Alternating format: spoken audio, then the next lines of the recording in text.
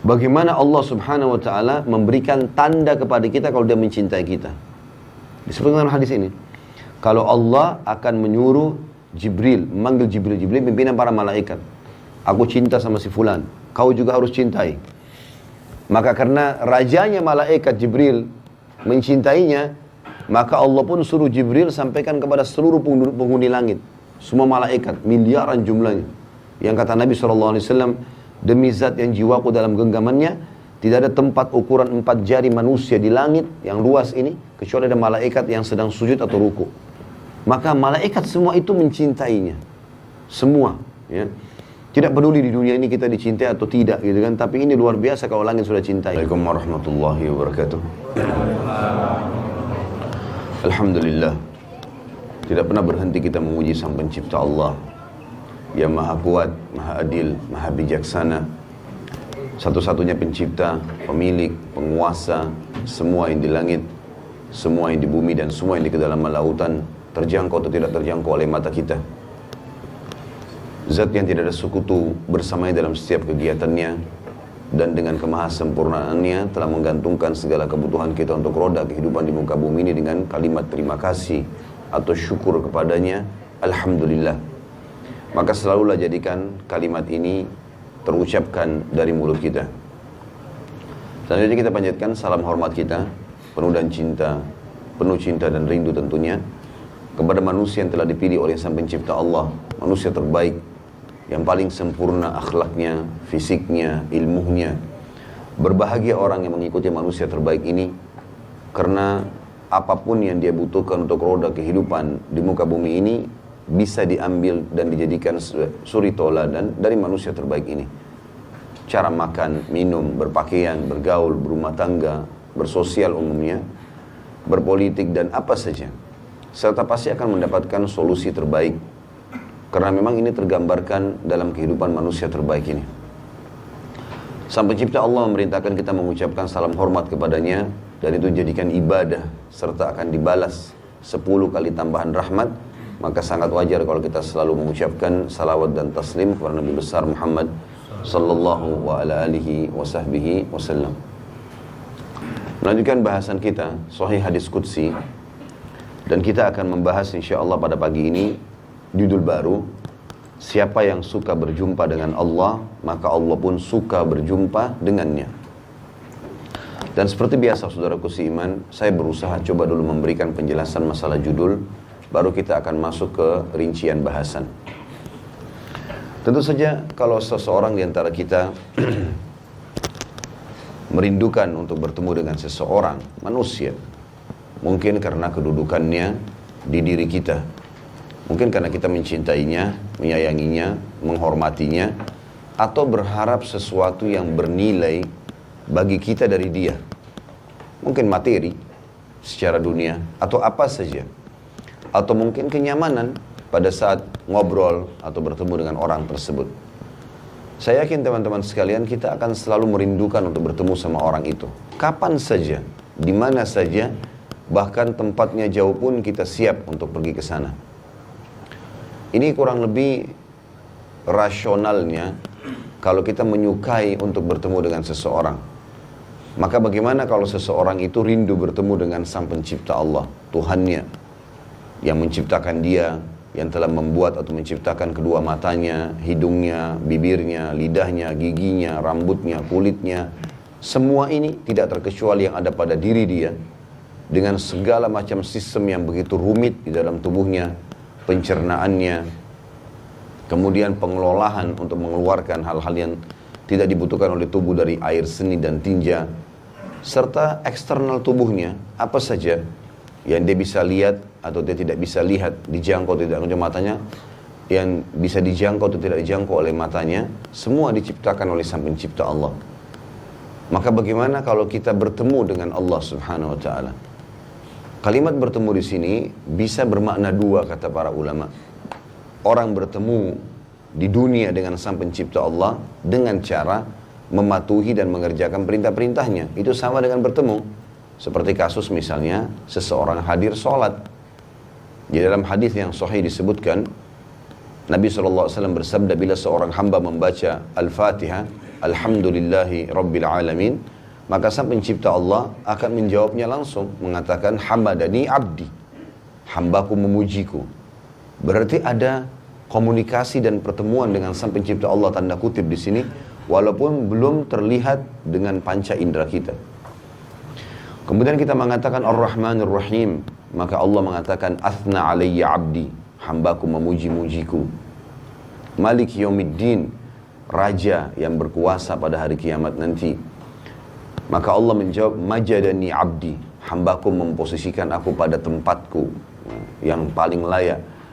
Iyyaka na'budu wa iyyaka nasta'in, hanya kepadamu kami menyembah, tunduk, patuh, cinta, ini semua makna sembah. Dan hanya kepadamu kami meminta tolong.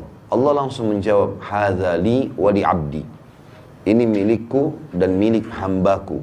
Artinya penyembahan hanya kepada Allah, permintaan tolongan kepada Allah ini milik hamba. Ihdinas siratal mustaqim, tunjukkanlah kami jalan yang lurus. Siratal ladzina an'amta alaihim, jalan orang-orang yang telah engkau berikan nikmat kepada mereka, maksudnya keimanan dari para nabi-nabi, dari para syuhada, orang-orang mati syahid, daripada orang-orang siddiq yang jujur, dan orang-orang saleh. Siratal ladzina an'amta alaihim ghairil maghdubi alaihim waladdallin, bukan orang-orang yang engkau murkahi, kata Ibnu Abbas radhiyallahu anhu, orang-orang Yahudi. Dan dhalin, orang yang sesat adalah orang-orang Nasrani. Karena Yahudi mereka tahu kebenaran, mereka tidak mau ikuti. Sementara orang Nasrani tahu kebenaran, tidak tahu kebenaran tapi ingin mendakwahkannya. Maka ini dari ihdinas siratal mustaqim sampai waladhdallin, Allah menjawab hadza li abdi wa li abdi masal. Ini milik hambaku dan dia akan mendapatkan sesuai dengan apa yang dia minta. Berarti ada respon dari sang pencipta Allah. Kita tahu juga dalam Islam ada namanya doa. Kita berdoa kepada Allah. Berapa banyak doa yang kita ucapkan diterima oleh Allah SWT. Dan kita harus garis bawahi, yang Allah tidak terima atau belum dikasih oleh Allah, mungkin karena belum memenuhi syarat, itu sangat sedikit. Karena mayoritas permintaan kita diberikan oleh sang pencipta Allah. Allah sudah sebutkan dalam Al-Quran, a'udzubillahi minasyaitonirrajim wa atakum min kulli ma sa'altumuh. Dan Allah memberikan semua yang kalian inginkan. Kata ulama tafsir, yang dimaksud dengan Allah berikan semuanya, kebutuhan sehari-hari. Tiap hari kita butuh oksigen, dapat. Tiap hari kita butuh cahaya untuk mata, dapat. Tiap hari telinga kita menangkap suara, bisa kita bedain mana suara yang keras, mana suara yang lembut. Kita jadi tahu instruksi apa yang sedang disampaikan kepada kita oleh orang-orang, permintaan apa. Kemudian kita punya lisan yang bisa membedakan mana asam, mana manis, mana pedas dalam waktu yang seketika. Hidung kita bisa membedakan mana bau wangi, bau busuk dalam waktu yang seketika. Tangan kita bisa menjamah membedain mana panas, mana dingin, mana kasar, mana lembut dalam waktu seketika. Kaki kita bisa melangkah kemana saja kita inginkan. Semua ini kebutuhan terpenuhi. Dan kita kadang-kadang kalau lapar, hanya mengatakan lapar. Tiba-tiba kita bisa dapat makanan, tinggal memilih dan mengunyah. Tugas manusia memilih dan menikmati. Milih makanan, saya mau bakso, saya mau gado-gado, saya mau ini, saya mau itu. Lalu kemudian dia tinggal makan, nikmati. Selebihnya bukan tugas dia. Diambil alih lagi oleh sang pencipta Allah. Begitu lewat ke tenggorokan kita, udah selesai. Kita nggak pernah tahu mana makanan yang jadi kotoran, mana makanan yang akan jadi nutrisi tubuh kita. Kita nggak pernah kelola. Bayangkan Bapak Ibu sekalian kalau kita harus mengelola sendiri satu piring nasi yang kita masukkan, yang ini jadi nutrisi, kita harus kelola dulu. Kemudian yang ini akan jadi kotoran. Bahkan saya yakin kalau kita tahu ada yang akan jadi kotoran dari satu piring nasi itu, kita tidak akan memakan yang jadi kotoran. Tapi kuasa sang pencipta Allah terlibat dalam kehidupan kita sehari-hari dan kita harus peka. Tidak mungkin semua itu terjadi tanpa ada pengurus yang pengawas. Ya, dan itu Allah Subhanahu wa taala sudah mengajarkan kepada kita dengan kalimat mulia, la ilaha illallah, la ma'budu bihaqqin illallah. Tidak ada Tuhan, pencipta, pemilik, pengawas, penguasa, pemusnah di langit dan di bumi kecuali Allah. Maka tentu seseorang pekah dengan masalah-masalah seperti ini. Dia tahu dia sedang berhubungan dengan sang pencipta Allah. Mungkin yang Allah belum kasih pada saat dia minta mau menikah dengan seseorang, atau dia mau buka usaha A, atau dia mau bayar utang ini, mungkin Allah belum kasih di situ karena ada juga syarat yang belum terpenuhi. Misal dia minta yang haram kah? Misal memang masih banyak dosa yang menghambat itu sehingga dia harus bersihkan dulu dosanya, kemudian baru diterima. Ada poin-poin yang sudah diajarkan secara syariat berhubungan dengan masalah itu. Maka interaksi kita dengan Sang Pencipta Allah di dunia sudah ada, bukan tidak ada. Dan seluruh fenomena di sekitar kita ini luar biasa. Allah Subhanahu wa taala sudah memberikan gambaran kepada kita dengan banyak ayat-ayatnya. Coba kita tadabburi beberapa ayat teman-teman sekalian. Terlintas di benak saya sekarang surah An-Nahl surah nomor 16. Kita baca An-Nahl surah nomor 16 ayat 65 mulainya ya. Kita lihat bagaimana Sang Pencipta Allah memperkenalkan dirinya kepada kita dan menjelaskan kalau kita sebenarnya bisa berinteraksi dengan Allah setiap saat. Dimulai dengan ayat 65, A'udzubillahi minasyaitonir rajim. Wallahu anzala minas samaa'i ma'an fa ahya bihil arda ba'da mautiha. Inna fi dzalika laayatan liqaumin yasma'un. Allah lah satu-satunya yang telah menurunkan dari langit air hujan. Dan dengan air itu dihidupkannya lah bumi sesudah mati. Siapa orang di antara kita teman-teman yang tidak bisa lihat air hujan? Selama hidup kita sering kita lihat bagaimana bisa air sebanyak itu ya, turun, dan ada waktu dia turun, ada waktu dia berhenti, dan kita manusia tidak punya campur tangan sama sekali di situ. Bahkan kita cuma tahu kalau hujan berlindung darinya. Kalau panas kita malah berharap turun hujan. Allah satu-satunya yang telah mengaku itu teman-teman, dan belum pernah ada yang mengaku itu. Pawang hujan pun hanya bisa mengatakan dia berusaha. Itu pun di waktu tertentu, di tempat tertentu saja, dengan menggunakan tenaga-tenaga jin dengan kesyirikan kepada Allah. Tapi Sang Pencipta Allah menurunkan hujan dari langit dan menghidupkan bumi yang telah mati, maksudnya kering. Sesungguhnya pada yang demikian itu, fenomena turunnya hujan, benar-benar terdapat tanda-tanda kebesaran Tuhan bagi orang-orang yang mau mendengarkan, mau belajar, mau berenungi masalah itu. Ayat 66-nya. Wa inna lakum fil an'ami la'ibrah nusqikum mimma fi butunihi min baini farthin min baini farthin wa damin labanan khalisan sa'igan lisyaribin. Maaf saya ulangi. Wa inna lakum fil an'ami la'ibrah nusqikum mimma fi butunihi min baini farthin wa damin labanan khalisan sa'igan lisyaribin.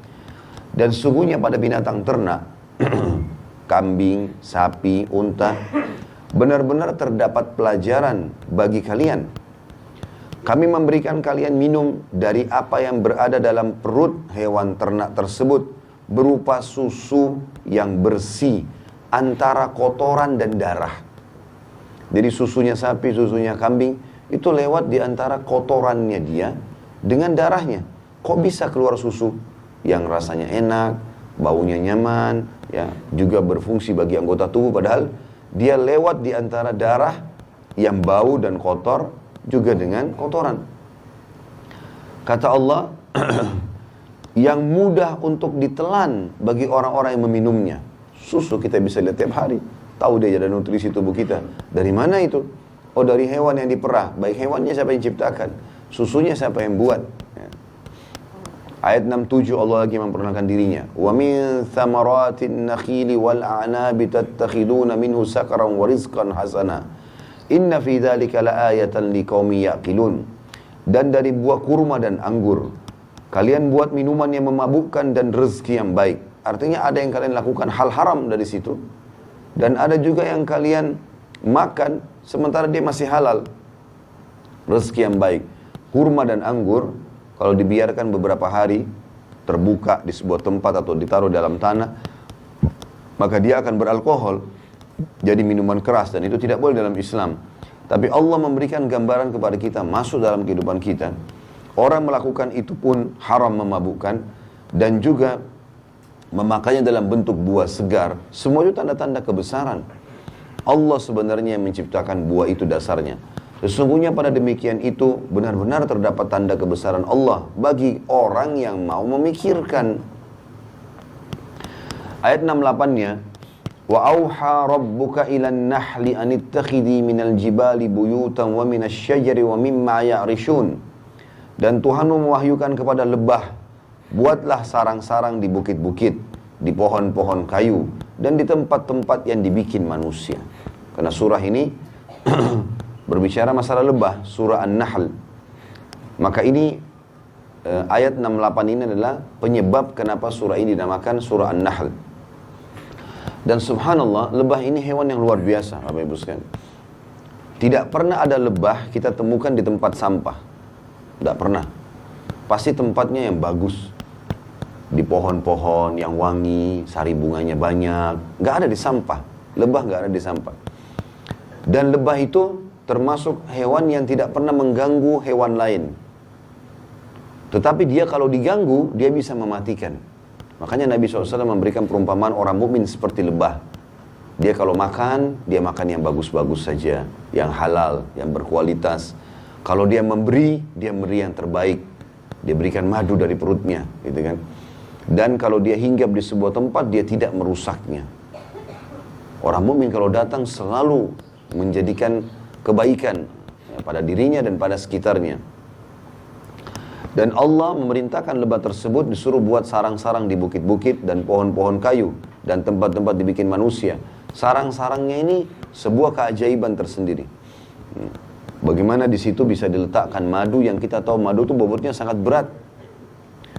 Ayat 69, Allah menjelaskan apa yang diperintahkan kepada lebah tersebut. Thumma kuli min kulli thamarati fasluki subula rabbiki dhulula. Yakhruju min butuniha syarabun mukhtalifun alwanuhu fihi shifa'un linnas. Inna fi dzalika laayatan liqaumin yatafakkarun. Kemudian kami perintahkan juga kepada lebah, makanlah dari tiap-tiap macam buah-buahan dan tempuhlah jalan Tuhanmu yang telah dimudahkan bagimu. Kata ulama tafsir, maksudnya tempuh jalan yang dimudahkan itu adalah lebah itu berkelompok-kelompok. Ada lebah khusus ditugaskan oleh lebah-lebah itu dengan izin Allah. Dan saya pernah lihat sendiri cuplikannya. Bagaimana dia khusus untuk mencari lokasi-lokasi yang ada sari bunga yang baik. Dan setelah itu dia kembali ke sarangnya menyampaikan ke teman-temannya dan sangat detail. Saya lihat cuplikannya sendiri. Ilmuwan-ilmuwan kita manusia dengan izin Allah tentunya coba menangkap lebah-lebah itu. Mereka pelajari lalu dijepit lalu dikasih tanda cat di atas badannya. Kalau lebah-lebah ini akan terbang dan dibiarkan terbang, kemudian diletakkan kamera yang luar biasa, sensitif sekali, bisa ikut dengan lebah itu. Jadi lebah itu kemana? Kamera itu ada, jadi kita seperti menonton lebah ini sedang terbang. Lalu dia jalan jauh sekali sampai dia temukan sari-sari bunga yang banyak. Di gunung-gunung, di lembah-lembah. Kemudian dia setelah dapat, dia nggak ngambil sari bunga itu. Padahal sari bunga itu makanan favoritnya dia. Dia pulang, kemudian dia sampaikan ke teman-temannya di sarang. Dan uniknya diperlihatkan di situ. Bagaimana lebah itu memberikan gambaran kepada teman-temannya tentang jarak dan tempat sari bunga itu. Dengan cara menggoyang-goyangkan badannya dengan hitungan tertentu dan sayapnya ke arah barat, ke arah timur. Kata para ilmuwan, ini kalau kita ikutin secara ilmiah dan diikutin oleh para ilmuwan tersebut, tempatnya tepat. Seperti orang yang sedang memberikan isyarat ke arah timur sekian kilometer, ke arah barat sekian, dan seterusnya. Dan ditemukan sari bunga itu betul-betul ada. Dan ini tidak mungkin model hewan seperti lebah yang kecil, kemudian punya pemahaman seperti ini kalau memang tidak ada Tuhannya. Allah turunkan khusus buat kita orang beriman surah An-Nahl untuk menjelaskan itu. Lalu kata Allah, setelah dikatakan, dan tempuhlah jalan Tuhanmu yang telah dimudahkan bagimu, dari perut lebah itu keluar minuman atau madu yang bermacam-macam warnanya. Ada madu putih, madu hitam, madu coklat, madu merah. Dan di dalam madu itu terdapat obat yang menyembuhkan bagi manusia. Dan Nabi SAW mengatakan dalam sebuah hadis yang sahih, kalau kesembuhan terdapat di 3 pengobatan. Yang paling pertama Nabi sebutkan, konsumsi madu. Dan ini saran saja teman-teman sekalian. Sehat atau sakit, jangan pernah tinggalkan madu minimal 1 sendok 1 hari. Cari madu yang asli, konsumsi. Baik itu dicampur ya, di air atau mungkin dikonsumsi secara langsung. Bahkan kalau saya pribadi menggunakan cara minum teh pun saya nggak pakai gula lagi, madu. Minum kopi pun pakai madu. Ya. Kalau apapun air putih dicampur dengan madu. Itu sangat baik ya. Apalagi kalau madu asli yang memang kadar gulanya bisa dikatakan kecil sekali atau bahkan tidak ada, manisnya manis alami, Maka itu sangat bagus, karena Allah bilang obat untuk manusia. Sebagian ulama bahkan mengatakan makna tafsir ayat ini adalah obat untuk semua penyakitnya. Kata Nabi SAW, kesembuhan ada di 3, dikonsumsi madu, dibekam, mengeluarkan darah dengan cara dikop darah kotor, dan itu tepatnya tanggal paling bagusnya tanggal 17, 19, dan 21 dari bulan Hijriah. Terlebih lagi kalau Bapak Ibu ikutin dengan puasa Ayyamul Bid 13, 14, 15 dari bulan Hijriah, kemudian yang pahalanya sama dengan puasa setahun ya. Kata Nabi SAW, puasa 3 hari setiap bulan pahalanya sama dengan setahun. 2 hari setelahnya, tanggal 17-nya bekam, atau tanggal 19 atau tanggal 21. Sebagaimana kata Nabi SAW, sebaik-baik waktu berbekam adalah 17, 19, dan 21. Lalu kemudian yang ketiga kai. Kai itu menggunakan besi panas. Lalu kata Nabi SAW, tapi aku tidak menyarankan umatku menggunakan kai. Atau jadikan riwayat yang lain, jadikanlah kai sebagai pengobatan terakhir. Dan kai artinya besi dipanaskan lalu dikagetkan di tempat yang sedang sakit. Biasanya mungkin ini orang stroke membutuhkan ini. Kalau di zaman Nabi SAW dulu pernah Sa'ad bin Mu'adz radhiyallahu anhu, sahabat Nabi yang mulia, yang pada saat beliau meninggal dunia, kata Nabi SAW, arsy-nya Allah goncang, karena dekatnya dengan Sang Pencipta Allah. Itu sempat daerah wilayah dadahnya atau sekitar dadahnya kena panahnya orang Quraisy, dan beberapa urat-urat sarafnya putus. Maka ngeluarin darah terus non-stop. Ya, zaman dulu nggak ada kayak zaman sekarang. Sekarang ada dokter bedah segala macam bisa dijahit. Zaman dulu nggak bisa. Maka Nabi SAW pun memanaskan besi lalu menempelkan di lukanya Sa'ad, ya, untuk memberhentikan darah tersebut. Tapi saksi bahasan kita adalah masalah madu. Ya. Sesungguhnya pada demikian itu benar-benar terdapat tanda-tanda kebesaran Tuhan bagi orang-orang yang mau memikirkan. Ayat 70. Wallahu khalaqakum thumma yatawaffakum wa minkum man yuraddu ila ardhalil umri likay la ya'lama ba'da ilmin syai'a innallaha alimun qadir. Allah menciptakan kalian semua, kemudian dialah yang mewafatkan kalian. Enggak ada siapapun di antara kita teman-teman, mau sehat, mau sakit, mau muda, mau tua, mau pejabat, mau orang biasa, laki-laki, perempuan, anak kecil, orang tua, mati pada saatnya. Dan di antara kalian ada yang dikembalikan kepada umur yang paling lemah atau sudah pikun. Ada di antara kita dibiarkan sampai tua, agar dia atau supaya dia tidak mengetahui lagi sesuatu yang pernah diketahuinya, untuk membuktikan kelemahan manusia. Tadinya dia mungkin penghafal Al-Quran mungkin, atau hafalannya banyak, atau seorang yang ya banyak aktivitasnya. Allah biarkan dia sampai umur 100 tahun, 120 tahun, pikun, lupa semuanya. Sesungguhnya Allah Maha mengetahui lagi Maha kuasa. Kemudian ayat 71, Wallahu faddala ba'dakum ala ba'din fil rizq. Faman ladhina fuddilu biraddi rizqihim ala ma malakat aymanuhum fahum fihi sawa afa bi ni'matillahi yajhadun. Dan Allah melebihkan sebagian kalian dari sebagian yang lain dari hal rezeki. Ada kaya, ada miskin, ada pas-pasan, ya. Tetapi orang-orang yang diberikan rezekinya, ada di antara mereka tidak mau memberikan rezeki mereka kepada budak-budak yang mereka miliki. Atau maksudnya di sini adalah orang-orang di sekitarnya, agar mereka sama merasakan rezeki itu. Maka mengapa mereka mengingkari nikmat Allah? Mengapa setelah kaya dari miskin tadinya sekarang tidak mau membantu orang lain? Ayat 72. Wallahu ja'ala lakum min anfusikum azwajan wa ja'ala lakum min azwajikum banina wa hafadhatan wa razaqakum minat tayyibat afa bil batili yu'minuna bi ni'matillahi hum yakfurun. Allah lah yang telah menjadikan dari istri kalian dari jenis kalian sendiri, dari manusia, membuat kita condong, dan menjadikan bagi kalian dari istri kalian itu anak-anak dan cucu-cucu, dan memberikan rezeki dari yang baik-baik, makanan, minuman. Contohnya kata ulama, rezeki yang baik adalah Allah membuat kita tidak suka dengan bau busuk, warna yang busuk atau warna yang sudah sangat tua, buram, ya. Buah-buahan misalnya kalau makin segar, makin bagus warnanya, makin ya segar buahnya, kita makin tertarik untuk beli. Sedikit ada rusaknya kita tidak mau. Kata ulama itu makna tafsir Allah memberikan rezeki kalian dari yang baik-baik. Allah buat kita tidak suka kalau sudah busuk, walaupun tadinya bagus. Apel misalnya masih segar kita tertarik. beli. Namanya juga apel pada saat dia rusak, tapi kita nggak mau menyentuhnya.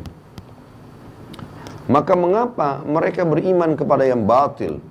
Mengapa mereka masih yakin ada Tuhan selain Allah? Masih minta ke patung, pohon, banyak bukti-bukti. Dan mengingkari nikmat Allah. Ayat 73. Wa ya'buduna min dunillahi ma la yamliku lahum rizqan minas sama' ma la yamliku lahum rizqan minas samawati wal ardi syai'an wa la yastati'un. Dan mereka menyembah selain Allah sesuatu yang tidak dapat memberikan rezeki kepada mereka sedikit pun dari langit dan bumi, dan tidak berkuasa sedikit pun jua.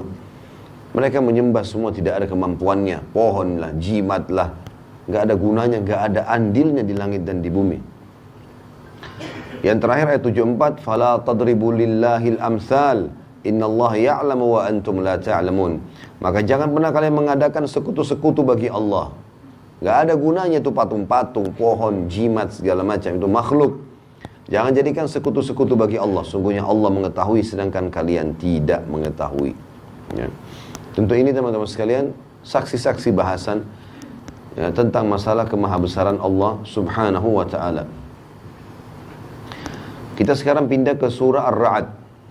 Ya, surah nomor 13. Ya, kita mundur 3 surah. Dimulai dari ayat 1-nya. A'udzu billahi minasyaitonir rajim. Alif lam mim ra.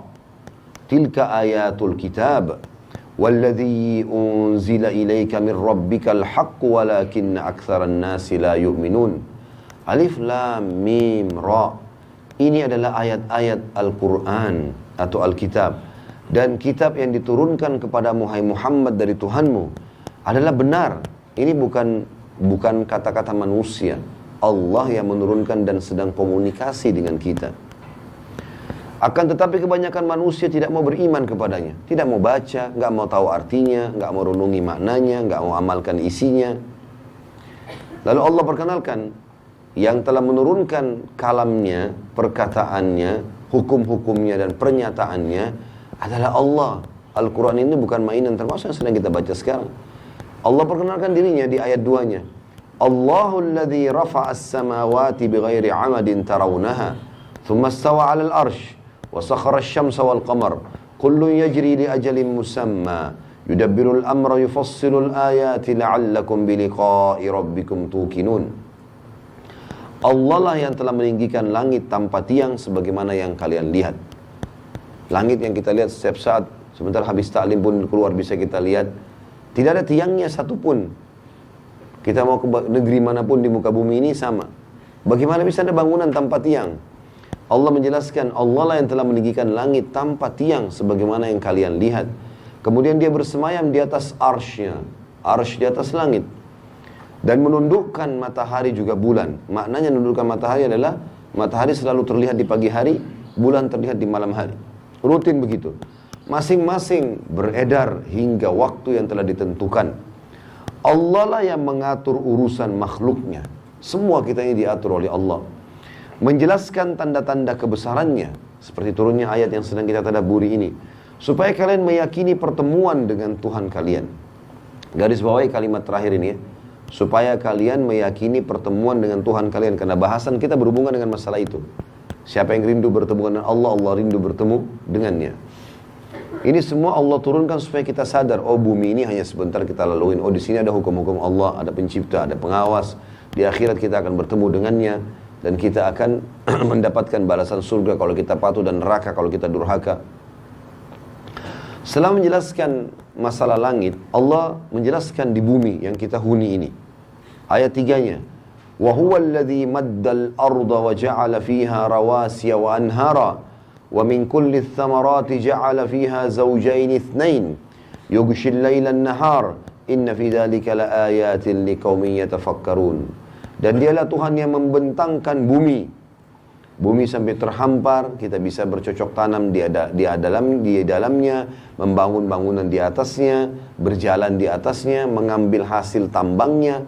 Itu makna membentangkan bumi. Dan menjadikan gunung-gunung dan sungai-sungai padanya. Kita kadang-kadang cuma lihat gunung kagum. Oh ini gunung bagus ya, besar ya, ajaib. ada laharnya, ada juga gunung-gunung yang penuh dengan pohon-pohonan, ya. Sungai-sungai yang kita bisa lihat setiap saat, dan menjadikan padanya semua buah-buahan berpasang-pasangan. Allah menutupkan malam kepada siang. Maksudnya buah berpasang-pasangan adalah, sebagian ulama tafsir bilang, ada yang manis dan ada yang kecut, ya. Tidak semuanya sama rasanya. Ada yang besar, ada yang kecil, ada yang warnanya gelap, ada yang warnanya terang, ya. Ada yang panjang, ada yang pendek. Itu maknanya berpasang-pasangan, agar menunjukkan kemahabesaran Allah, ya. Allah menutup malam kepada siang yang tiap hari kita lihat. Bagaimana bisa siang hilang dan malam hilang seketika begitu saja? Sesungguhnya pada demikian itu terdapat tanda-tanda kebesaran Allah bagi kaum yang mau memikirkan. Ayat 4-nya, jadi ingat sini Allah ingatkan yang mau memikirkan, artinya orang yang mau belajar. Wa fil ardi qita'un mutajawiratun wa jannatun min a'nabin wa zar'un wa nakhilun sinwanun wa ghairu sinwanin yusqa bima'in wahidin wa nufaddilu ba'daha ala ba'din fil ukul. Inna fi dzalika laayatin liqaumin yaqilun. Dan di bumi itu terdapat bagian-bagian yang berdampingan dan kebun-kebun anggur. Maksudnya berdampingan, ada daratan, ada lautan, ya. Bersebelahan. Ada lereng, ada lembah, ada gunung, ya. Tempat yang rendah, tempat yang tinggi, seperti itulah. Dan kebun-kebun anggur, tanaman-tanaman dan pohon kurma yang bercabang dan tidak bercabang. Disirami dengan air yang sama. Kami melebihkan sebagian tanaman itu atas sebagian yang lain tentang rasanya. Sama-sama airnya, sama-sama tanahnya, di lokasi kebun yang sama, tapi hasilnya tidak sama, beda. Allah menunjukkan kalau itu memang sengaja Allah lakukan untuk menjadi pelajaran buat kita. Beda rasanya, beda bentuknya. Kata Allah, padahal airnya sama, tanahnya sama. Sesungguhnya pada demikian itu terdapat tanda-tanda kebesaran Allah bagi kaum yang mau berfikir. Ayat 5-nya. Wa in ta'jab fa'ajabun qawluhum a'idha kunna turaban a'inna lafi khalqin jadid. Ulaika alladhina kafaru bi rabbihim wa ulaika al-aghlalu fi a'nakihim wa ulaika ashabun nari hum fiha khalidun.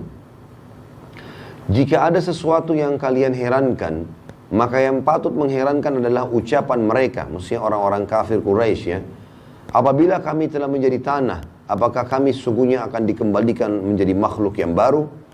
Orang-orang itu yang kafir kepada Tuhannya, dan orang-orang itulah yang dilekatkan belenggu nanti di lehernya di akhirat, dan mereka itu penghuni neraka, mereka akan kekal di dalamnya. Saksi bahasan kita tadi adalah bagaimana Allah Subhanahu wa taala memperkenalkan dirinya yang luar biasa di sini, ya. Baik, kita masuk teman-teman sekalian. Itu tadi semua rincian dari judul kita, dan saya katakan di muka bumi ini sudah jelas-jelas ada pertemuan dengan Allah Subhanahu wa taala, interaksi dengannya. Baik itu dengan doa, dengan sholat kita, dengan doa kita, ya. Dengan kita baca kitab Al-Qur'annya yang turun dari langit, memahami apa yang disampaikan oleh Rasulnya Muhammad SAW tentang hukum halal haram, panduan hidup, mana makanan, mana minuman, mana pakaian, mana pendapatan, mana pergaulan yang boleh dan tidak boleh.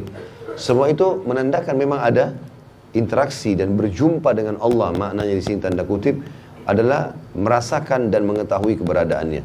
Sementara di akhirat kita pasti akan interaksi dengan hisab. Allah akan menghisab kita. Tidak ada seorang pun yang lewat kecuali dihisab oleh Allah SWT, ya. Sampai ada di antara nabi-nabi pun yang akan dihisab oleh Allah SWT. Dihisab di sini artinya Allah SWT akan bertanya padanya, seperti dalam surah Al-Maidah tentang Nabi Isa alaihissalam, ya. Dalam surah Al-Maidah itu di akhir ayatnya, coba kita lihat surah nomor 5, ya. Allah menjelaskan tentang Nabi Isa alaihissalam di ayat 116. Al-Maidah surah nomor 5 ayat 116. A'udzu billahi minasyaitonir rajim. Wa idh qala Allah ya Isa ibn Maryam a anta qulta lin-nasi ittakhiduni wa ummi ilahaini min dunillah qala subhanaka ma yakunu li an aqula ma laysa li bihaqq in kuntu qultuhu faqad alimta ta'lamu ma fi nafsi wa la a'lamu ma fi nafsik innaka anta 'allamul ghuyub. Dan ingatlah, dan makna ingat artinya pelajarilah. Ketika Allah berfirman, hai Isa putra Maryam, nanti di akhirat nih ceritanya, ya. Apakah kamu mengatakan kepada manusia, jadikanlah aku dan ibuku dua Tuhan selain Allah? Seperti mereka sekarang mengatakan ya, Trinitas. Ya. Maka Isa menjawab alaihissalam, Maha suci engkau, tidaklah patut bagiku mengatakan apa yang bukan hakku mengatakannya. Jika aku pernah mengatakan, maka tentulah engkau mengetahui apa yang ada pada diriku. Dan aku tidak mengetahui apa yang ada pada diri engkau. Sesungguhnya engkau maha mengetahui perkara-perkara yang gaib. Ayat 117-nya, Ma qultu lahum illa ma amartani bihi an i'budullaha rabbi wa rabbakum wa kuntu alaihim syahidan ma dumtu fihim falamma tawaffaitani kunta antar raqiba alaihim wa anta ala kulli syai'in syahid. Aku tidak pernah mengatakan kepada mereka kecuali apa yang engkau perintahkan kepada aku untuk mengatakannya, yaitu sembahlah Allah, Tuhanku dan Tuhan kalian. Dan aku menjadi saksi terhadap mereka selama aku berada di antara mereka. Maka setelah engkau wafatkan aku, engkau lah yang mengawasi mereka dan engkau maha menyaksikan atas segala sesuatu. Jadi Allah subhanahu wa ta'ala menghisap, menanya gitu kan pada hari kiamat. Kalau nabinya saja ditanya begini, bagaimana dengan kita? Ini utusannya Allah. Kenapa kok bisa ada di antara pengikutmu hai Isa yang mengaku kau sebagai Tuhan dan ibumu? Apa kau bilang sama mereka itu? Enggak pernah ya Allah. Ya, aku tidak mengucapkan kecuali apa yang kau perintahkan kepada aku agar sembah Allah satu dan jangan sekutu bersamanya. Lalu Nabi Isa berkata di ayat 118, In tu'adzibhum fa innahum ibadu wa in taghfir lahum fa innaka antal azizul hakim. Jika engkau menyiksa mereka, maka sesungguhnya mereka adalah hamba-hamba engkau. Dan jika engkau mengampuni mereka, maka sesungguhnya engkau lah yang maha perkasa lagi maha bijaksana. Maka Allah pun merespon. Allah mengatakan di 119, Qala Allahu hadha yawmu yanfa'us sadiqina sidquhum lahum jannatun tajri min tahtihal anharu khalidina fiha abada radiyallahu anhum waradu an dhalikal fawzul azim. Allah pun berfirman, ini adalah suatu hari yang bermanfaat bagi orang-orang yang benar kebenaran mereka. Maksudnya jujur ya, keimanan mereka. Bagi mereka surga yang di bawahnya mengalir sungai-sungai, mereka kekal di dalamnya selama-lamanya. Allah ridho terhadap mereka dan itulah keberuntungan yang besar. Penutupan surah Al-Maidah 120 ayat 120, Lillahi mulkus samawati wal ardi wa ma fihin wa huwa ala kulli syai'in qadir. Kepunyaan Allah lah kerajaan langit dan bumi dan apa yang ada di dalamnya, dan dia maha kuasa atas segala sesuatu. Jadi kita sudah coba membahas ayat-ayat yang menjelaskan kepada kita kemahabesaran Allah di bumi dan selama kita hidup di dunia. Dan kita juga sudah membahas kalau kita akan bertemu dengan Allah di akhirat, yang sifatnya memang akan ada hisab di situ. Contoh saja Nabi Isa, ini sebagai contoh. Tentu banyak sekali ayat berhubungan dengan nanti akan ada hisab hari kiamat, gitu kan? Seperti dalam Al-Quran juga yang akhir juz 30 sering kita baca, wa may ya'mal mithqala dzarratin khairan yara wa may ya'mal mithqala dzarratin syarran yara. Siapa yang berbuat kebaikan sebesar biji sawi dia akan lihat, siapa yang membuat keburukan sebesar biji sawi dia akan lihat. Semua akan ada, gitu kan? Dalam ayat lain, fa amma man utiya kitabahu bi yamini fa yaqulu ha umqra'u kitabiyah. Orang-orang yang diberikan kitab di tangan kanannya, maka mereka akan mengatakan, ini bukuku, bacalah. Inni adri wa inni mulakin hisabiyah, dan saya sudah temukan hisab saya. Dan seterusnya ada ayat-ayat Al-Quran berhubungan dengan masalah itu, tentunya berhubungan dengan masalah hisab. Nah, bahasan kita teman-teman sekalian adalah pada kesempatan ini hadis qudsi, tepatnya nomor 34 dengan sanad sahih, sebagaimana di buku kita ditulis itu dengan sanad sahih. Bagaimana seorang hamba seperti kita ini faham ada Tuhannya Allah, dan dia tahu, harus dia yakin dia akan mati dan dia akan bertemu dengan Tuhannya. Akan ada hisab hari kiamat. Setelah dia lolos hisab, kalau amal baik semua, dia akan masuk surga dan surga benar ada. Begitu pula dengan neraka ada. Kata Nabi SAW dalam sebuah hadis yang sahih, siapa yang mengucapkan asyhadu an la ilaha illallah wahdahu la syarikalah, aku bersaksi tidak Tuhan yang berhak disembah kecuali Allah, wa anna Muhammadan abduhu wa rasuluh, dan Muhammad adalah hamba juga utusannya, wa anna Isa abdullahi wa rasulih, dan Isa adalah juga hamba juga utusan Allah, bukan Tuhan. Wa kalimatu alqaha ila Maryam ruhun min, dan dia juga yakin kalau Maryam menerima firman Allah pada saat akan membuatnya hamil Isa alaihissalam, dan ruh Allah yang Allah ciptakan langsung seperti yang Allah ciptakan juga untuk Adam alaihissalam, maka ditiupkan kepada Maryam, wa anna jannal haq wa anna nara haq, bahwasanya surga benar, neraka juga benar ada, adkhalahullahu al-jannah ala ma kana alaihi min amal, maka Allah akan masukkan dia ke dalam surga sesuai dengan kadar amal yang telah dia lakukan. Jadi ada di sini poin keyakinan ada surga dan ada neraka. Dan ini teman-teman sekalian janji. Sebagaimana, dan Allah tidak akan pukul janji, sebagaimana kita di dunia ini punya kehidupan, di akhirat ada kehidupan. Sebagaimana malam dan siang berpasang-pasangan, lapar dan kenyang berpasangan, laki-laki perempuan berpasangan, muda tua berpasangan, hidup mati berpasangan, dunia akhirat berpasangan. Jadi betul-betul di sana ada kehidupan. Dan pada saat seseorang yang antara kita meninggal, tinggal dia tunggu ajalnya datang, semuanya akan terbuka. Hijab antara dia dengan amal-amalnya akan terbuka. Dia jadi tahu, oh ternyata ini loh histori hidup saya. Dari saya lahir sampai saya mati. Ini loh amal-amal yang saya kerjakan. Semua dipaparkan oleh Sang Pencipta Allah Subhanahu wa Ta'ala. Di antaranya hadis ini menjelaskan masalah itu. Saya bacakan. Dari Abu Hurairah radhiyallahu anhu, Rasulullah sallallahu alaihi wasallam bersabda, Allah Subhanahu wa Ta'ala berfirman, "Idza ahabba 'abdi liqa'i, ahbabtu liqa'ah, wa idza kariha liqa'i, karihtu liqa'ah." Hadis ini riwayat Bukhari. Jika hambaku suka berjumpa denganku, maka aku pun suka berjumpa dengannya. Dan jika dia benci berjumpa denganku, maka aku pun benci berjumpa dengannya. Ulama menjabarkan hadis ini mengatakan memiliki banyak makna. Di antara maknanya adalah kalau seorang hamba berusaha mendekatkan diri kepada Allah di dunia, walaupun dengan upaya yang kecil, dia misalnya tadinya tidak sholat, mulai dia sholat. Dia tadinya tidak pernah sedekah, mulai dia sedekah. Baru memulai, seperti orang yang baru sekolah SD, masih kecil, baru memulai belajar, maka Allah sudah langsung merangkulnya. Sebagaimana jelaskan dalam hadis yang lain, seseorang hamba mendekatkan diri kepadaku satu jengkal, maka aku satu hasta. Dia satu hasta, aku satu depah, ya, atau lengan. Jadi kalau kita satu jengkal, Allah satu siku. Kita satu siku, dia satu lengan. Artinya upaya sedikit saja, baru kita mulai sholat, ada ketenangan jiwa. Kita rutinitaskan sholat itu, lebih dekat terasa dengan Allah, lebih peka, oh ini nggak boleh Allah larang, oh ini boleh. Lebih dekat lagi, kita terus ibadah, kita akan lebih suka menangis, rindu dengan akhirat. Sampai pernah ada jemaah bilang sama saya, Ustaz, saya muncul pada jiwa saya perasaan, rasanya rindu sama Allah, pengen mati segera aja. Perasaan ingin segera mati ini, bukan karena dia,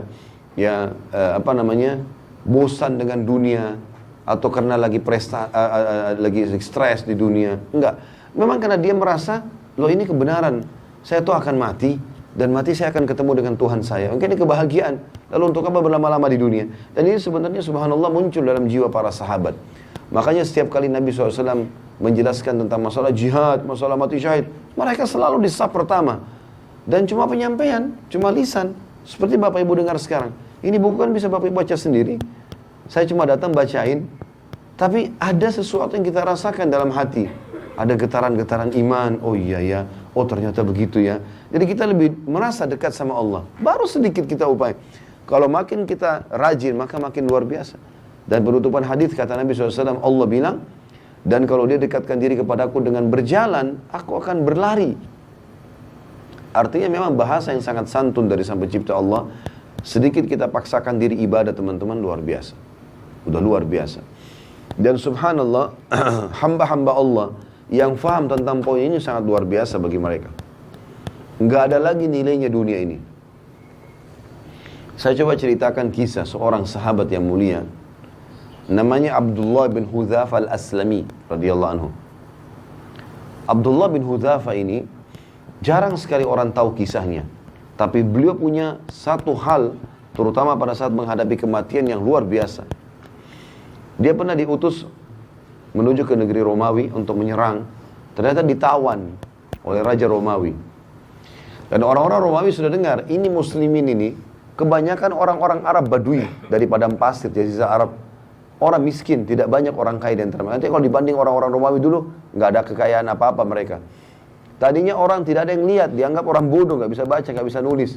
Sekarang dengan masuk Islam, Islam membawa mereka menyebar ke seluruh dunia. Mereka jadi pemimpin.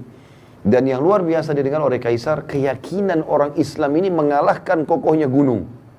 Halal, halal, haram, haram. Asal dia sudah belajar, dan dia memang sudah yakin dengan itu, nggak bisa digoyahkan.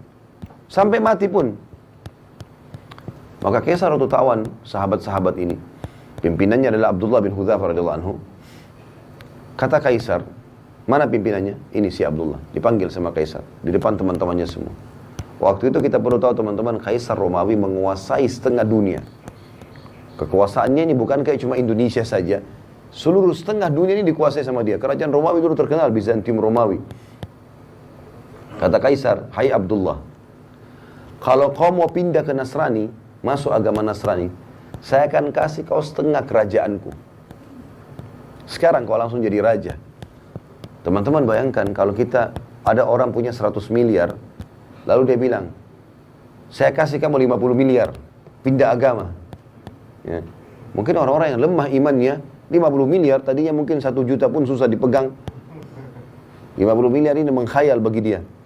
Pindah agama banyak. Bahkan orang banyak pindah agama karena Indomie. Di Indonesia kan ada begitu. Kasih sembako pindah agama. Atau memperjualbelikan agamanya, berkedok Islam tapi benci Islam. Banyak sekali di Indonesia. Luar biasa benci sama Islam. Macoin segala macam hal. Demi untuk dunianya. Berapa banyak? Abdullah bin Hudzafah ambil pelajaran teman-teman sekalian. Ditawarkan setengah kerajaan Kaisar. Datangkan saksi-saksi. Nih, saksi semua ini bukan main-main. Kamu bilang saya masuk Nasrani, setengah kerajaan. Dari Badui padang pasir orang miskin jadi raja langsung. Berdampingan sama Kaisar. Apa jawaban Abdullah? Kerajaan ditawarkan. Dan ini tidak main-main, serius. Akan dikasih kerajaan. Kata Abdullah, wahai Kaisar, jangankan setengah kerajaan Anda.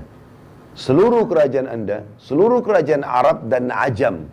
Semua kerajaan di muka bumi ini. Mau orang Arab, mau orang selain Arab. Dan kerajaan Anda pun semuanya kalau saya dikasih. Untuk meninggalkan agama saya sekejap mata, sekedip mata saja. Tarfata'in dalam bahasa Arabnya. Tidak akan saya lakukan. Tidak bisa. Ini ngalahin kokohnya gunung. Teman-teman sekalian, imannya. Luar biasa gitu. Sayangnya sebagian kita hanya seperti kerupuk. Diketuk pecah. Gitu. Maka waktu itu Kaisar ini punya anak perempuan. Orang bule. Ya. Kalau kita sekarang sering ucapkan begitu, yang terkenal kecantikannya, masih gadis, tinggi, putih, cantik, fitnah bagi laki-laki. Sampai banyak raja-raja waktu itu dan para perdana menterinya, Kaisar, panglima-panglima perang berharap jadi suaminya perempuan itu. Terkenal sekali. Dikeluarkan oleh Kaisar, dulu di sebelahnya. Hai Abdullah, setengah kerajaanku dan nikahi anakku. Ini juga plus lagi, dapat perempuan tercantik di dunia pada saat itu. Kata Abdullah dengan kalimat yang mungkin Kaisar tidak semudah itu memahaminya ya. Tapi orang beriman harus bisa faham. Dia mengatakan Anda menawarkan anak Anda perempuan ini ya, untuk digantikan dengan bidadari yang Allah janjikan untukku di surga. Artinya percuma, nggak mempan. Ya. Maka kata Kaisar, penjarakan orang ini. Instruksinya, jangan kasih makan dan minum. Gak boleh makan dan minum. Teman-teman, kita kalau nggak makan 2 hari, 3 hari mungkin masih lapar, tapi masih bisa hidup lah. Tapi kalau nggak minum, ini nggak mudah nih. Dari pagi sampai malam kita nggak minum sudah kering tenggorokan. 2 hari, 3 hari bisa meninggal ini. Jangan kasih makan dan kasih minum, di penjara. Dan Kaisar suruh penjaga-penjaga prajuritnya perhatikan. Kalau sudah lemes, sampaikan ke saya. 3 hari, 3 malam, gak makan, gak minum. Sampai dikatakan dalam kisah ini, Abdullah kepalanya mulai melemas. Condong ke kiri. Udah lemas gitu. Gak ada minum, gak ada makan. Lalu pada saat itu, kata prajuritnya Kaisar, sudah lemas. Kata Kaisar, masukkan babi dan khamr di penjaranya. Sekarang di babi. Ini bukan babi sembarang ya. Babi masakannya buat Kaisar. Jadi babi dengan bumbu yang wangi, nampan yang bagus, segala macam, menggoda luar biasa. Dan dalam kondisi dia lapar. Kemudian khamr di kendi yang memang punya kaisar. Tempatnya itu bukan sembarangan, dari emas. Taruh di situ. Subhanallah, sampai 3 hari ke depan, sampai daging babi itu menjamur, gak disentuh sama Abdullah. Padahal sudah mau mati. Gak bisa. Gitu. Kata prajuritnya, gak disentuh kaisar. Sampai berjamur tuh babi. Panggil dia, panggil. 6 hari sekarang gak makan, gak minum. Ini luar biasa ini. Lalu kata kaisar, kenapa kau gak makan dan minum?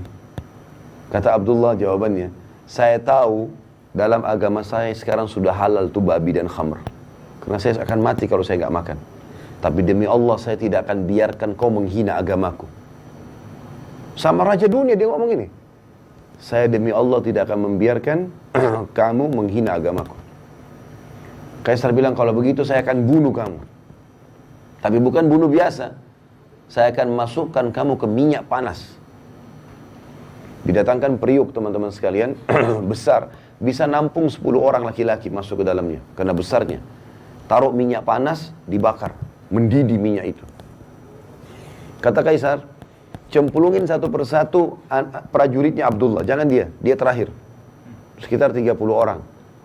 Begitu dilempar yang pertama teman-teman sekalian, dikatakan dalam riwayat kisah ini, dimasukin dalam hitungan detik tinggal tulangnya keluar. Karena panasnya minyak itu. Ya. Abdullah lihat nih.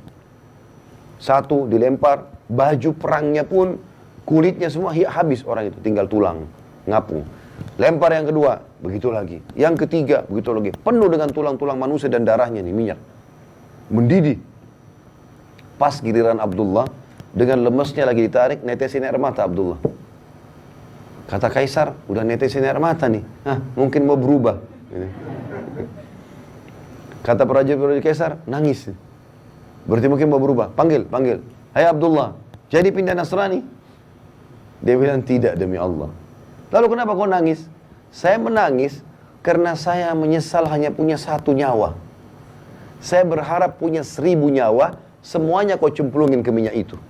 Untuk mati menuju ke akhirat. Bagaimana orang beriman teman-teman faham masalah ini? Nggak ada yang goyahkan dia. Dunia ini sebentar. Antum tarik kisah ini kepada penyakit yang sedang kita alami. Utang yang belum kita lunasi. Permasalahan rumah tangga yang kita hadapi. Seberat apa itu dibandingkan Abdullah ini? Nggak ada nilainya. Tapi dia begitu yakin ada Tuhannya Allah. Dan dia yakin dunia ini hanya sebentar, dia akan menuju ke akhirat. Itu poin yang tidak boleh luput dengan kita. Dan itu makna daripada perkataan hadis ini. Yang Allah bilang, siapa yang rindu bertemu denganku, aku rindu bertemu dengannya. Artinya siapa yang selalu tahu targetnya akhirat, dia akan menuju ke sana. Dan siapa yang benci bertemu denganku, dunia aja terus. Nggak ada urusan sama akhirat ini. Selalu pelanggaran, tidak ada kepatuhan, nggak ada taubat menyesal dari dosa. Maka aku pun benci bertemu dengannya. Semakna juga dengan hadis ini adalah hadis yang lain yang pernah saya sampaikan teman-teman sekalian, hadis sahih.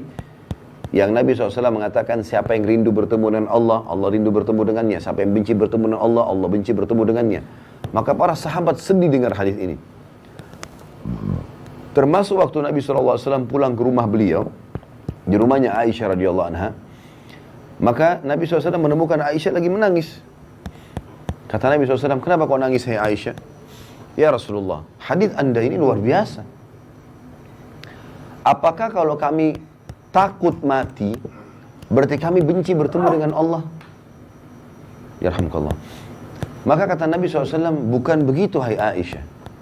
Tapi orang beriman, kalau akan meninggal dunia, akan dicabut ruhnya, Allah akan utus kepadanya beberapa malaikat. Dan ini kita akan saksikan. Masing-masing kita akan saksikan. Semoga kita termasuk orang beriman ini. Karena kata Nabi SAW, akan datang sosok-sosok malaikat yang memperlihatkan kepadanya amal-amal solehnya. Ini sholatmu, ini puasamu, ini zakatmu, ini bakti orang tuamu, ini majelis ilmumu, ini. Karena ini semua, kau akan masuk ke sini. Diperlihatkan surganya. Nampak nyata. Ini sebelum prosesi pencabutan ruhnya ini. Maka dia pun karena lihat semua itu, dia rindu bertemu dengan Allah. Mau segera mati. Gitu kan? Maka Allah pun rindu bertemu dengannya.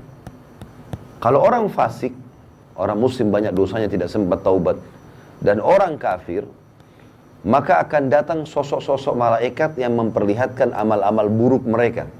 Ini zinamu, ini ribamu, ini bohongmu, ini begini, ini begini, ini begini. Semua dosa-dosa. Karena semua ini kau akan masuk ke sini, diperlihatkan nerakanya. Maka dia pun ketakutan, maka dia benci bertemu dengan Allah, Allah pun benci bertemu dengannya.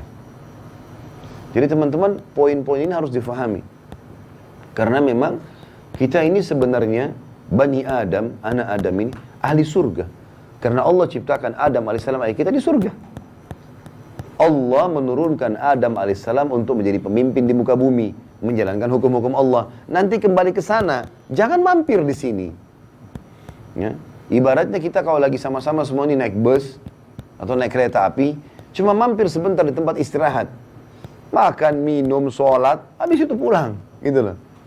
Jangan jadikan ini sebagai target utama. Keliru target utama. Boleh kita nikmati, tapi bukan target.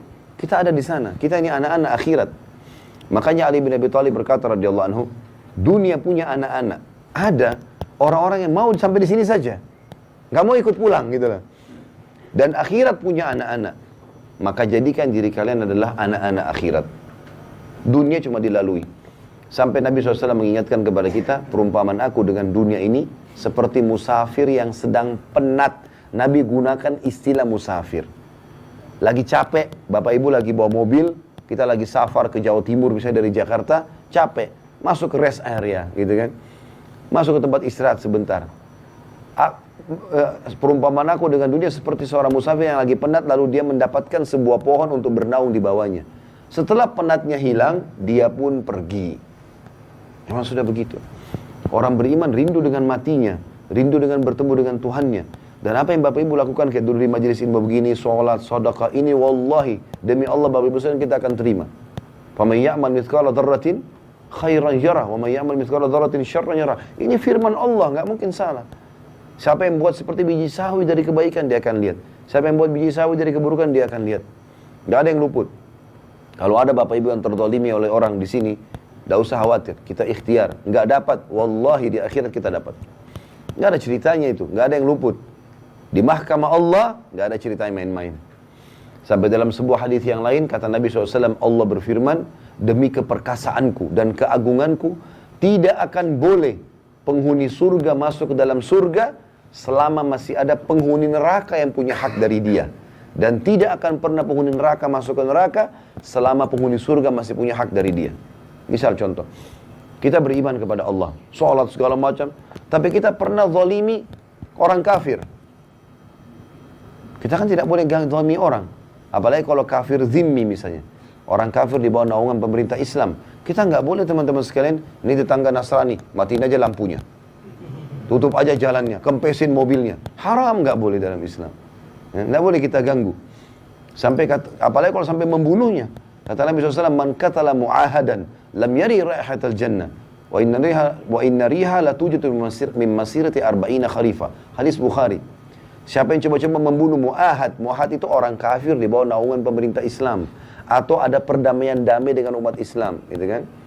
Maka dia tidak akan mencium bau surga, dan baunya tercium dari jarak 40 tahun. Bau aja enggak, apalagi masuk ke dalamnya. Ini muslim loh. Enggak boleh sembarangan kita buat kekacauan ini, gitu. Enggak boleh kita ganggu mereka. Maka kita harus hati-hati teman-teman sekalian. Yang boleh diperangi hanya kafir harbi. Siapa itu kafir harbi? Orang kafir yang pakai baju perang keluar di medan perang mau memerangi umat Islam. Nah itu kita perangi. Itu pun diperangi apa kata Nabi SAW? Jangan bunuh perempuan, jangan bunuh anak-anak, jangan bunuh orang tua, jangan bunuh orang menyerah. Kalau dia sudah lepas senjatanya jangan ganggu. Dan kalau kalian harus membunuh, bunuhlah dengan cara yang santun. Tusuk mati, selesai. Nggak ada mutilasi, potong kupingnya, cungkil matanya, nggak boleh. Nggak ada. Orang kalau nyerah lepas. Orang kalaupun dibunuh maka bunuh dengan cara yang baik. Nggak ada dalam Islam bakar. Wah apa segala, nggak bisa. Kalau ada orang Islam yang menggambarkan itu kebodohan mereka. Karena tidak faham hukum agamanya. Sampai kata Nabi SAW, tidak boleh membakar kecuali pemilik api. Allah SWT, nggak boleh kita menyiksa orang dengan bakar. Contoh itu. Jadi Islam datang dengan luar biasa di sini. Ya. Nggak boleh sembarangan. Nah kalau ada orang kafir kita pernah zalimi, misal bawahan kita orang kafir, udah deh nggak usah kasih gajinya kan kafir, misal, atau ganggu orang atau apalah ya, Yang tidak ada hubungannya sama kita, sama kita gitu. Tidak ada hubungannya dengan kesalahan orang lain di dia ya. Seperti kasus Myanmar, orang-orang muslim banyak yang dibantai di sana. Apakah kita harus bunuh orang yang seagama yang membantu umat Islam di sini? Jawabannya tidak. Enggak boleh. Islam mengajarkan kita objektif. Yang dihukum yang melanggar di sana. Mau rame-rame ke Myanmar silakan. Indonesia jangan diganggu. Enggak ada hubungannya. Dan ini pernah terjadi subhanallah. Di zaman Sultan Muhammad Murad Al-Fatih yang terkenal, ya, yang dapat julukan Al-Fatih, 25 tahun bisa menembus benteng Konstantinopel, bagian Eropanya Turki. Yang kata Nabi SAW kalian akan menembus benteng Konstantinopel, orang Islam gitu kan. Sebaik-baik pemimpin pada saat itu, sebaik-baik pasukan pada saat itu Muhammad bin Murad rahimahullah. Beliau berhasil. Muhammad bin Murad ini, di masa kejayaan beliau, umat Islam dibantai oleh kaum Nasrani di Spanyol. Sampai ada dikenal dengan Mahkamah Taftish, ya. Habis semua kerajaan Islam di sana, dan bukan cuma itu, pada disiksa, dibakar, dipotong-potong. Kalau Bapak Ibu ketik di Google sejarah tentang bagaimana pengusiran umat Islam dari Spanyol, itu luar biasa gitu, ya. Dan sangat kesulitan, dan sampai sekarang teman-teman di Spanyol tahu tentang cerita itu tentunya. Ini teman-teman sekalian, pada saat itu terjadi, Sultan Muhammad Murad, khalifah yang kuat di Turki, dia keluarkan instruksi, semua Nasrani bunuh. Awalnya begitu. Tapi surat kerajaan tidak boleh keluar, diaplikasikan di lapangan, kecuali sudah lewat mufti. Muftinya pada saat itu kayak kita ketua MUI lah ya. Suratnya dikirim, kata Sultan Murad, bawa ke mufti. Tanya hukumnya. Saya tidak bisa terima umat Islam misalnya dibantai. Bantai juga di sini. Semua Nasrani bunuh. Siksa sebagaimana mereka siksa kita di sana. Gitu loh. Waktu tiba di tangan mufti, muftinya datang ke khalifah langsung mengatakan, wahai Amir Mu'min, kita diperintahkan objektif dalam agama. Yang salah Nasranian di sana, bukan Nasranian di sini. Nggak ada hubungannya dengan yang di sini. Di sini kita dakwai. Ini mirip dengan perilaku Nabi SAW waktu menghukum wanita yang meracuni beliau di perang Khaybar. Jadi Nabi SAW pernah dikasih racun oleh wanita. Nabi makan, tapi Nabi SAW tidak terlalu berpengaruh pada beliau itu. Tapi ada satu sahabat mati gara-gara itu. Waktu sahabat itu sakit, belum dihukum si wanita pemberi racun. Begitu efeknya ada, mati nih sahabat, maka dipanggil wanita tersebut lalu dipenggal lehernya. Dia sudah membunuh, maka hukumnya dibunuh. Gitu. Seperti itu. Jadi begitu luar biasanya objektifnya Islam. Apa kata Nabi SAW? Kita kembali ke hadis tadi yang saya sedang jelaskan. Kata Allah SWT, demi keperkasaan dan keagunganku tidak akan masuk surga penghuni surga selama ada penghuni neraka yang punya hak dari dia. Kalau orang kafir pernah kita zalimi, gak mau kasih gajinya, gak mau gini, gak mau bayar utang segala macam, kita sudah pasti masuk surga nih. Karena amal soleh kita misalnya banyak. Tidak masuk surga kecuali ini sudah selesai dulu. Apa masalahnya sama ini? Pernah utang gak bayar? Baik, nanti Allah akan menilai di akhirat. Utang itu berapa nilainya secara akhirat? Berapa kadar pahala kita? Misal, harus 1000 pahala dikurangi 1000 pahala. Bukan dikasih kepada si kafir, karena gak ada gunanya bagi dia. Tapi Allah kurangi itu untuk mengurangi fasilitas kita di surga. Itu kerugian. Gitu kan? Dan kata Nabi SAW, Allah juga berfirman, dan tidak akan masuk penghuni neraka ke dalam neraka, ya, sebelum selama masih ada ahli surga yang punya hak dari dia. Misal kita balik kasusnya, ada orang kafir misalnya zalim, karena ada orang Islam hidup di wilayah dia, kemudian dia zalim, diambillah haknya, tidak dikasih gajinya, apalah orang Islam ini dizalimi. Ini orang kafir, mati masuk neraka dia sebenarnya. Tapi Muslim tadi masih punya hak dari dia. Kata Nabi SAW, Allah bilang tidak akan masuk penghuni neraka selama masih ada penghuni surga punya hak dari dia. Ditangkan si kafir, apa kezalimannya? Misal dia zalim pernah tidak kasih gaji. Berapa kadarnya? Setelah akhirat, itu Allah lebih tahu hitung-hitungannya. 1000 misalnya. Maka ditambah 1000 pahala kepada si Muslim untuk meninggikan derajatnya di surga. Si kafir nggak ada gunanya untuk diambil dari dia.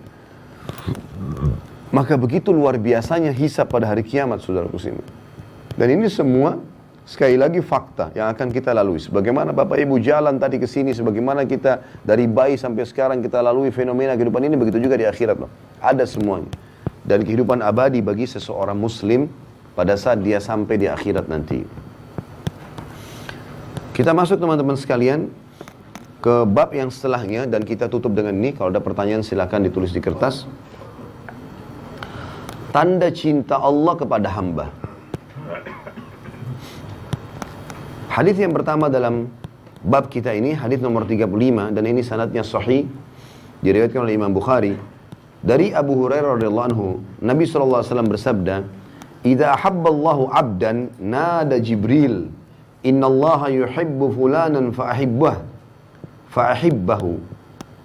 Fayuhibbuhu Jibril, fayunadi Jibrilu fi ahli as-sama', innallaha yuhibbu fulana fa'ahibbuhu, fayuhibbuhu ahlus sama', thumma yudha'u lahul qabulu fi ahli al-ard."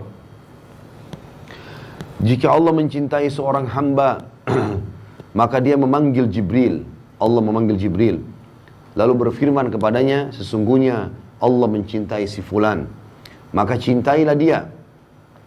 Jibril pun lalu mencintainya. Lalu Jibril menyuruh kepada penduduk langit, sesungguhnya Allah mencintai si fulan. Ini si fulan nanti disebut namanya ya. Maka cintailah dia, maka seluruh penduduk langit mencintainya. Kemudian diberikanlah pada hamba tersebut penerimaan di penduduk bumi. Hadis ini teman-teman mulia sekali. Bagaimana seseorang hamba menjadikan target cintanya, rindunya, kepatuhannya hanya kepada Sang Pencipta Allah. Dan ini penting sekali. Bagaimana Allah Subhanahu wa taala memberikan tanda kepada kita kalau dia mencintai kita. Disebutkan dalam hadis ini, kalau Allah akan menyuruh Jibril, memanggil Jibril, Jibril pimpinan para malaikat. Aku cinta sama si fulan, kau juga harus cintai. Maka karena rajanya malaikat Jibril mencintainya, maka Allah pun suruh Jibril sampaikan kepada seluruh penghuni langit. Semua malaikat, miliaran jumlahnya. Yang kata Nabi SAW, demi zat yang jiwaku dalam genggamannya, tidak ada tempat ukuran 4 jari manusia di langit yang luas ini, kecuali ada malaikat yang sedang sujud atau ruku. Penuh dengan malaikat. Kata Nabi SAW, di langit ketujuh ada namanya Baitil Ma'mur, yang Allah sebutkan dalam surah At-Tur, wal Baitil Ma'mur, tempat tawafnya para malaikat. Tiap hari ada 70 ribu malaikat yang tawaf, masuk ke dalamnya tidak akan keluar lagi. Artinya Allah SWT musnahkan, Allah ganti dengan malaikat yang baru. Maka malaikat semua itu mencintainya. Semua. Ya. Tidak peduli di dunia ini kita dicintai atau tidak, gitu kan. Tapi ini luar biasa kalau langit sudah cintai. Cuman dititip pesankan di sini. Dan pada saat itu pun, pada saat penghuni langit sudah mencintainya, maka diberikanlah hamba tersebut penerimaan di bentuk bumi. Maksudnya orang akhirnya jadi suka sama dia. Allah SWT buat jadi suka, orang datang, orang ketemu, orang berharap dari dia. Itu berarti tanda cintanya Allah pada dia. Makanya Urwah bin Zubair rahimahullah mengatakan wasiat yang sangat luar biasa. Idza ra'aita min rajulin fi'lal khair fa'amminu lahu khaira. Kalau kalian melihat dari seseorang ada perbuatan baik dalam agama, azan ke masjid, apalah dia buat baik, maka pastikan orang itu baik. Ya. Wa in kana fi nadarin nasi su. Walaupun ada sebagian manusia menganggapnya buruk. Karena memang dalam hadis ini dikatakan Allah akan buat penerimaan di muka bumi, bukan berarti semua orang menerima dia ya.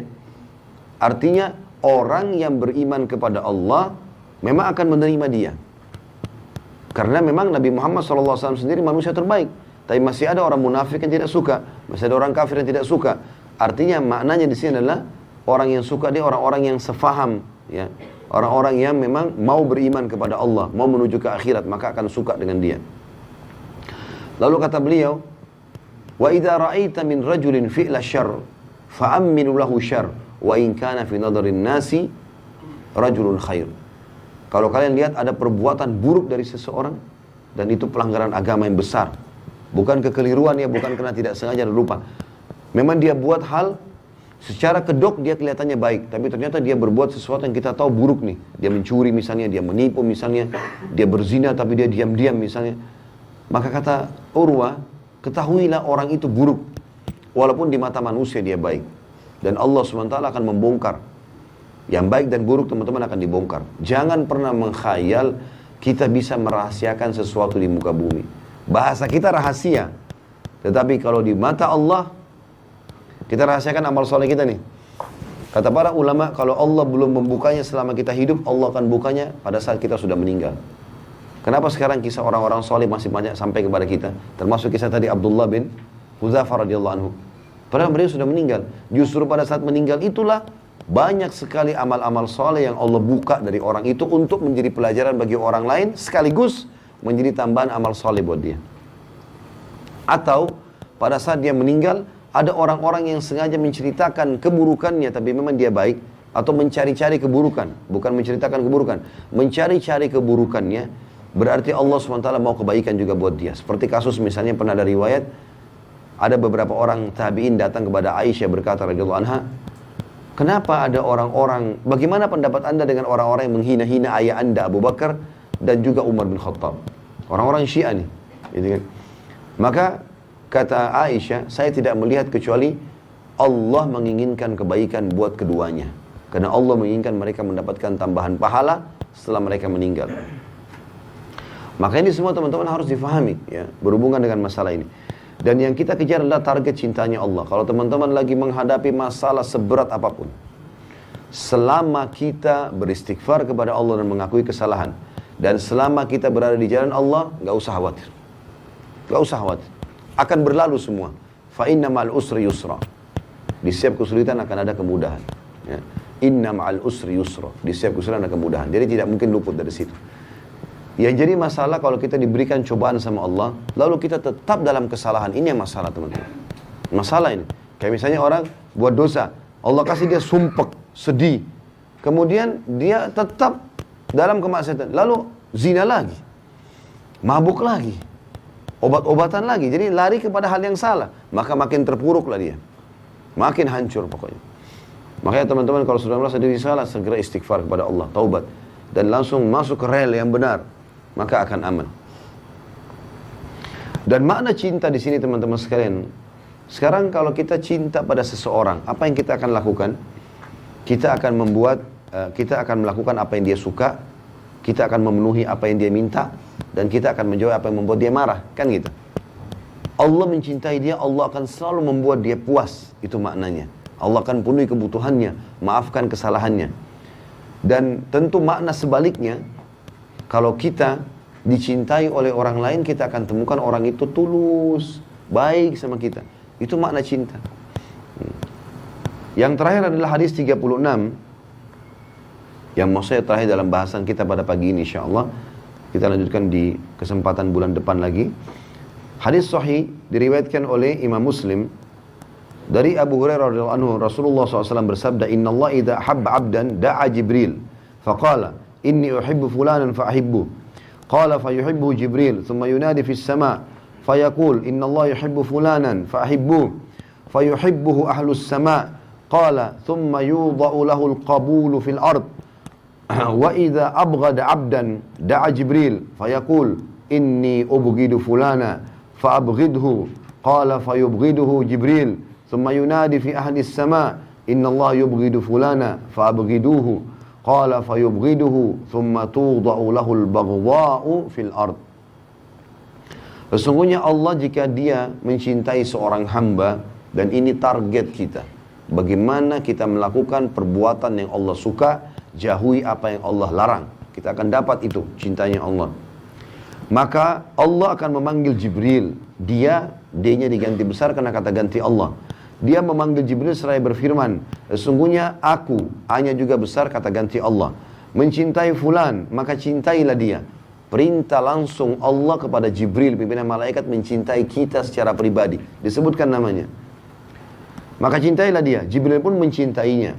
Kemudian Jibril menyeru di langit, sesungguhnya Allah mencintai fulan, maka cintailah dia. Maka penduduk langit pun mencintainya. Kemudian diberikanlah untuknya penerimaan di bumi. Dan jika, ini tadi sudah kita jelaskan di sini, kita ambil potongan yang belum kita jelaskan tadi, dan belum disebutkan di hadis yang pertama. Dan jika Allah membenci seorang hamba, sebaliknya, karena dosa yang bertumpuk-tumpuk, tidak mau taubat, pelanggaran demi pelanggaran, maka Allah memanggil Jibril seraya berfirman, sesungguhnya aku membenci fulan, maka bencilah dia. Maka Jibril pun membencinya. Kemudian menyeru kepada penduduk langit, sesungguhnya Allah membenci fulan, maka bencilah dia. Maka mereka pun membencinya. Kemudian diberikan untuknya kebencian di dunia. Maka orang-orang pun akan membencinya. Ya. Dan di sini makna orang membencinya adalah orang baik atau orang buruk semua membencinya. Kalau tadi orang yang Allah cintai, maka dia akan dicintai dan diterima oleh orang-orang baik di bumi. Orang buruk akan membencinya, tapi orang baik semua menyukainya. Tapi kalau orang buruk dan Allah benci, orang baik dan buruk membencinya semuanya. Kita akan temukan orang ini selalu bermasalah, baik orang baik atau orang buruk. Ada saja masalahnya, rusak rumah tangganya, anaknya jadi masalah, apa sajalah. Tempat kerjanya jadi kacau. Apalagi kalau memang dasarnya sudah buat dosa sama Allah, kemudian diulangi lagi dosa itu. Bukannya malah taubat, tapi dia mengulangi kesalahan demi kesalahan. Maka ini tentu teman-teman sekalian akan mendatangkan hal-hal yang berat bagi dia. Allahu a'lam. Tentu saya semoga Allah SWT menjadikan kita hamba-hamba yang dicintai olehnya, dan juga dijadikan orang yang selalu istiqamah dalam kebaikan-kebaikan sampai kita meninggal insya Allah, dan semoga semua dosa kita diganti menjadi pahala dengan kemahamurahannya. Baik, begitu saja, mudah-mudahan bermanfaat. Subhanakallahumma bihamdika asyhadu an la ilaha illa anta astaghfiruka wa atubu ilaik. Wassalamualaikum warahmatullahi wabarakatuh.